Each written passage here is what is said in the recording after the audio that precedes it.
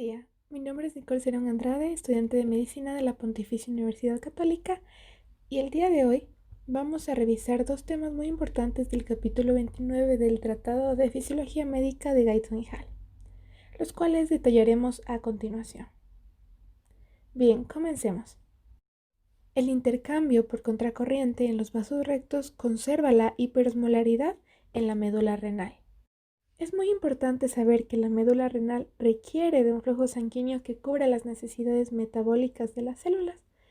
Si no hubiese este flujo especial, los solutos bombeados por el sistema multiplicador por contracorriente se disiparían rápidamente. Aquí tenemos dos características que van a contribuir a conservar las elevadas concentraciones de soluto. La primera de ellas es que el flujo sanguíneo medular es bajo, suponiendo menos de un 5% del flujo sanguíneo renal total. Pero este flujo lento es suficiente para cubrir las necesidades metabólicas de los tejidos y a su vez ayuda a minimizar la pérdida de solutos del intersticio medular. El segundo punto es que los vasos rectos sirven de intercambiadores por contracorriente.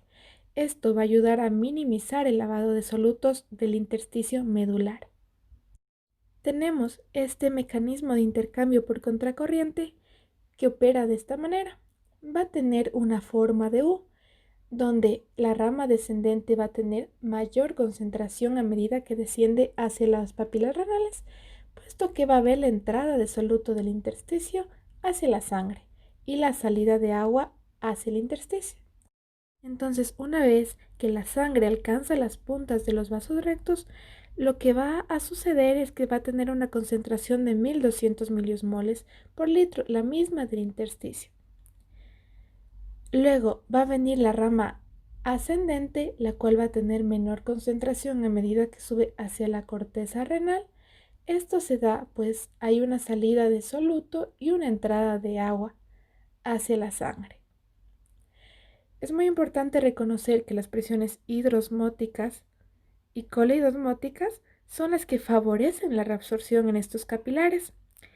Y también reconocer que en condiciones estables, estos vasos rectos llevan la misma cantidad de solutos y de agua que se absorben en los túbulos medulares. Ahora vamos con otro tema muy importante, que es el aumento del flujo sanguíneo medular reduce la capacidad de concentrar la orina. Aquí vamos a tener que ciertos vasodilatadores van a aumentar el flujo sanguíneo de la médula renal, provocando que se laven parte de los solutos en la médula renal y así reduciendo la capacidad máxima de concentrar la orina. De igual manera, cuando hay grandes incrementos de presión arterial, lo que sucede es que aumenta el flujo sanguíneo de la médula renal en mayor grado que en otras partes del riñón. Esto va a ocasionar un lavado del intersticio hiperosmótico, de igual manera reduciendo la capacidad de concentrar la orina. Y para ello tenemos que la capacidad máxima de concentrar la orina del riñón va a estar determinada no solo por la cantidad de ADH, sino también por la osmolaridad del líquido intersticial de la médula renal, incluso en concentraciones máximas de ADH. De esta manera, reduciendo el flujo sanguíneo medular y a su vez reduciendo la hiperosmolaridad de la médula renal. Ahora vamos a ver el resumen del mecanismo de concentración de la orina y de los cambios de osmolaridad en diferentes segmentos de los túbulos. Como podemos ver en este gráfico, va a haber cambios en la osmolaridad y en el volumen del líquido tubular a medida que pasa por las diferentes partes de la nefrona. Vamos a ver a detalle en los diferentes segmentos tubulares, como es el túbulo proximal, el asa descendente de Henle, el asa ascendente fina de Henle, el asa ascendente gruesa de Henle, la primera parte del túbulo distal, la parte final del túbulo distal y túbulos conectores corticales, y también en los conductos colectores medulares internos. En el túbulo proximal, como ya hemos revisado, el 65% de los electrolitos filtrados se reabsorben aquí, pero las membranas tubulares proximales son muy permeables al agua, de manera que hay una difusión a través de la membrana tubular por ósmosis. La difusión de agua es facilitada por el canal de agua aquaporina 1. Por lo tanto, la osmolaridad va a ser la misma que la del filtrado glomerular, es decir, 300 miliosmoles por litro. En el asa descendente de Henle también vamos a tener un canal de agua acuaporina 1, el cual nos indica que va a ser también muy permeable al agua y va a tener un menor contenido de cloruro de sodio y urea. La osmolaridad del líquido aumenta gradualmente hasta casi los 1200 miliosmoles por litro cuando hay una concentración de ADH elevada. En cambio, cuando la concentración de ADH es baja, vamos a tener una orina diluida y la osmolaridad va a ser menor de 1200 miliosmoles por litro. Esto va a ser pese a que se reabsorbe menos urea.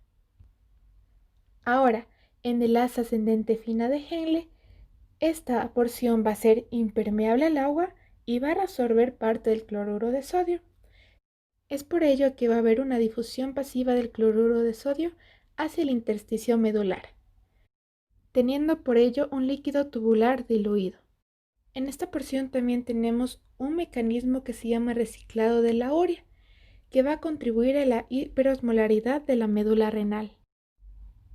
Ahora, con el asa ascendente gruesa de Henle, tenemos también que va a ser una porción impermeable al agua, pero va a tener grandes cantidades de sodio, cloro y potasio, los cuales se van a estar transportando activamente hacia el intersticio medular. Esto quiere decir que el líquido va a estar diluido y va a tener una concentración a unos 100 miliosmoles por litro. Vamos con la primera parte del túbulo distal. Esta parte va a tener propiedades similares a la asa ascendente de gruesa de Henle y va a tener una concentración de 50 miliosmoles por litro. En la parte final del túbulo distal y túbulos colectores corticales va a tener una osmolaridad dependiendo de la concentración de ADH, es decir, a concentraciones altas de ADH, estos túbulos van a ser muy permeables al agua y la urea no va a ser muy difusible, habiendo una mayor concentración de la urea a medida que se reabsorbe el agua, y esta va a ser reabsorbida o excretada en la orina. En cambio, sin ADH se reabsorbe poca agua, teniendo que la osmolaridad se reduce debido a la reabsorción activa continua de iones en estos segmentos. Ahora, en los conductos colectores medulares internos, la concentración del líquido depende del ADH y también de la osmolaridad del intersticio medular circundante establecida por el mecanismo de contracorriente. Es decir, en grandes cantidades de ADH vamos a tener conductos muy permeables al agua y el agua se difunde hacia el líquido intersticial hasta alcanzar el equilibrio osmótico, que va a estar alrededor de 1200 a 1400 miliosmoles, teniendo un volumen pequeño de orina concentrada, ya que la reabsorción de agua aumenta la concentración de urea en el líquido tubular. Esto también va a contribuir a la elevada osmolaridad del intersticio medular y a la elevada capacidad de concentración del riñón. Para terminar, y como dato, vamos a ver que la hiperosmolaridad no solo va a estar determinada por el cloruro de sodio, que este es uno de los principales solutos que van a contribuir, sí, pero va a haber variables. Así como que el riñón puede, cuando es necesario, excretar una orina muy concentrada que va a tener poco cloruro de sodio. Y esto se va a deber a grandes cantidades de concentraciones de desecho como la urea y la creatinina. Y esto se va a dar por una deshidratación acompañada de una ingestión escasa de sodio. Tenemos otro punto también en el que pueden excretarse grandes cantidades de orina diluida sin aumentar la excreción de sodio. Esto va a estar ocasionado por la reducción de la secreción de ADH, lo cual va a disminuir la reabsorción de agua sin disminuir significativamente la reabsorción de sodio. Y por último, hay un volumen de orina obligatorio. Esto va a estar impuesto por la capacidad y concentración máxima del riñón y por la cantidad del soluto que debe excretarse. Eso ha sido todo.